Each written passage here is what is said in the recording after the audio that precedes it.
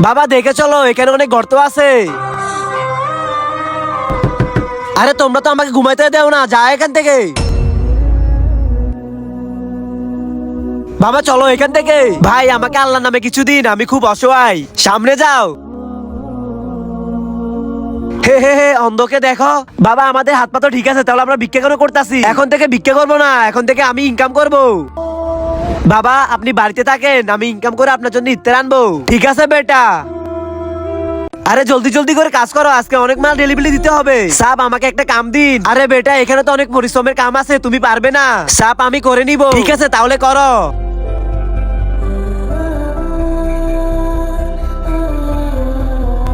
Sub আমি কাম করে নিলাম, আমাকে আমার টাকা দিন। আরে বেটা আজকে তো তুমি অর্ধেক কাম করছো, কালকে এসে কালকে কাজ করে কালকে টাকা নিয়ে যাও।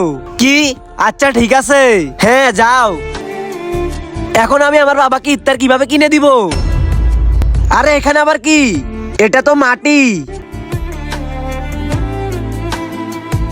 কিন্তু তার আগে তোমরা যদি শতানের মধ্যে আল্লাহর মধ্যে শতানকে ভালোবাসো, তাহলে তুমি এখনই এই ভিডিও থেকে বের হয়ে যাও। আর যারা আমার মতো আল্লাহকে ভালোবাসো, তারা এই ভিডিওতে লাইক দিয়ে চ্যানেলটি সাবস্ক্রাইব করো আর কমেন্টে অবশ্যই আল্লাহ লিখো। বেটা তুই এসে গেছস, কিন্তু বাবা আপনি কেন জানতে পারলে? বেটা তুই আসলে আমি বুঝতে পারি আমার জন্য ইফতারি আনলি। হ্যাঁ আনছি।